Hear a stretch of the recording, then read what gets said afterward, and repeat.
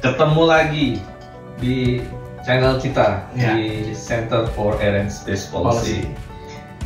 Masih di Surabaya. Masih di Surabaya, Kota Pahlawan. Kota Pahlawan. Habis ini kalau ada acara ke Jogja. Oh, boleh. Mudah-mudahan kita bisa berada di tempat lain lagi. Kita ini Mas Aris, ngomong angkasa, kayaknya itu kan sesuatu yang high tech, betul kan? Sesuatu yang sulit dijangkau jauh dengan di sana, ya kan. Nah, yang jadi pertanyaan ini kita bahas angkasa ini adalah mungkin kalau untuk sebagai masyarakat umum, apa sih yang bisa dimanfaatkan langsung gitu ya dari aktivitas angkasa? Kalau sebelumnya kita bicara Starlink, tapi kan nggak semuanya punya Starlink. Iya, betul. Ya, sejauh ini loh ya, saya nggak tahu 10 tahun ke depan.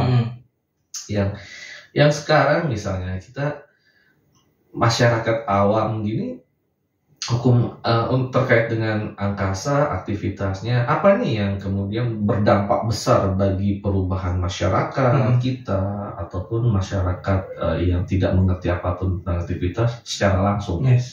Nah, ini juga sebetulnya kita terkadang itu lupa ya, kalau ternyata kehidupan sehari-hari kita tuh sangat berkaitan, bersinggungan dengan teknologi yang memanfaatkan teknologi antariksa. Dari hal yang paling simpel aja deh, kayak misalkan kita menggunakan smartphone ya, menggunakan smartphone ini kan ada sinyal untuk internet. Nah, ternyata sinyal internet itu kan bisa melalui 2 jalur di situ. Bisa jadi pipeline atau kabel di bawah laut di situ, atau satu lagi menggunakan dari teknologi satelit di situ. Nah, itu pun juga merupakan, dan kita udah nggak bisa lepas lagi nih dari yang namanya handphone di sini, ya kan? Nah, itu merupakan salah satu contohnya.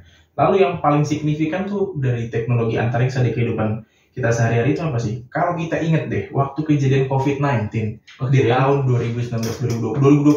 Ya kan? 2020 ya. Lagi boomingnya 2020, namanya 2009, cuma boomingnya 2020 kan ya. Boomingnya 2020, karena per 11 Maret WHO mengumumkan untuk pandemi kan, akhirnya semuanya tuh yang awalnya offline menjadi online. Gitu.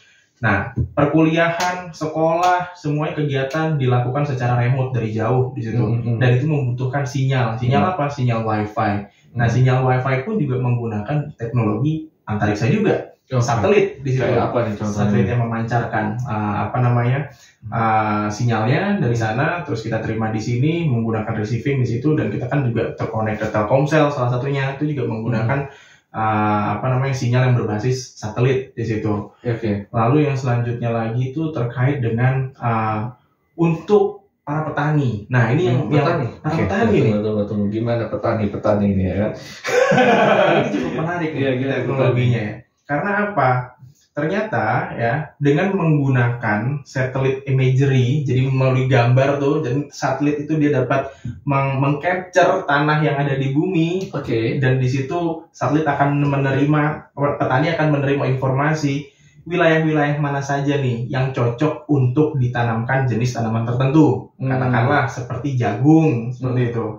Di mana nih lokasi wilayah yang memiliki curah hujan yang cukup tinggi. Nah, untuk tahu data-data daerah mana curah hujan tinggi itu kan berdasarkan meteorologi. Menggunakan meteorologi menggunakan layanan dari satelit seperti itu.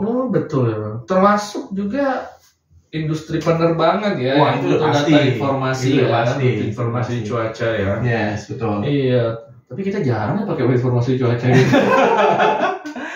Kalau di luar negeri, pakai betul, benar. Tapi kalau di kita hujan ya sudah. Ya udah, datangnya dari Allah. Atau panggil Rara gitu ya.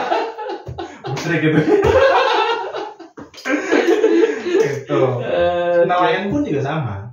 Nelayan pun juga sama. Jadi ada teknologi satelit itu yang dia sudah memberikan informasi di titik mana nih banyaknya jumlah ikan yang dapat diambil oleh nelayan, dan nelayan nanti akan mendapatkan informasinya dan dia langsung berlayar ke wilayah tersebut.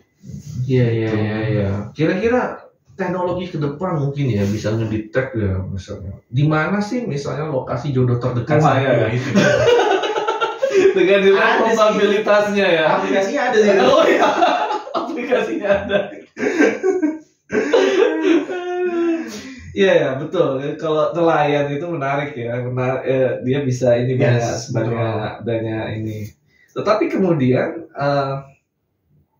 kalau semuanya kemudian satelit itu banyak memberikan dampak itu ya, so, akhirnya banyak ikan yang diambil, Ya, dampak betul. juga ya, Berdampak juga overfishing ya. overfishing. Betul. Ya. Overfishing. Well, menarik nih. Kalau di bidang militer, Wah. gimana ini? Kalau itu udah nggak usah ditanya lagi Mas Adi. Karena awal mula lahirnya satelit yang ada di antariksa pun juga untuk tujuan militer. Pasti militer sudah selangkah lebih maju dibandingkan untuk kebutuhan masyarakat sipil, ya kan? Untuk pertahanan tuh udah pasti militer menggunakan itu.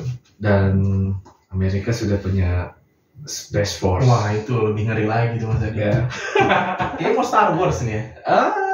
Kita juga ada Star Wars biasanya. Perang bintang sesama jenderal. Wah, itu dia tuh. Menarik tuh perang bintangnya. Perang bintang sesama jenderal. Betul itu. Oke deh. Well, menarik Mas Yaris. Kalau ternyata banyak sekali ya Betul. aktivitas di antariksa yang kemudian berdampak ke bumi, Betul. ya, masyarakat kita Betul. secara langsung. Kayaknya GPS yang paling ini ya. GPS tuh juga. Iya ya, paling ini. Walaupun kemudian banyak juga nih GPS ini mencelakakan kita. Ya ngaco Mas Adi. Tiba-tiba ke sawah. Tiba-tiba ke sawah, ke kuburan, Ke ya kuburan, kan? Jadi kalau udah gitu bisa nggak ya kita gugat GPS itu ya? Tanggung jawabannya gimana Mas Adi? Gimana, iya. Betul, menarik itu. Nanti kita bahas lagi ya Boleh. di segmen berikutnya ya. Boleh. Kalau kemudian perusahaan yang memberikan layanan GPS itu salah memberikan informasi. Hoax. Oke, sampai jumpa di pertemuan kita diskusi di channel kita di Center Air and Space Policy. Saya Adi sama Mas Yaris ya. Sampai jumpa. Terima kasih.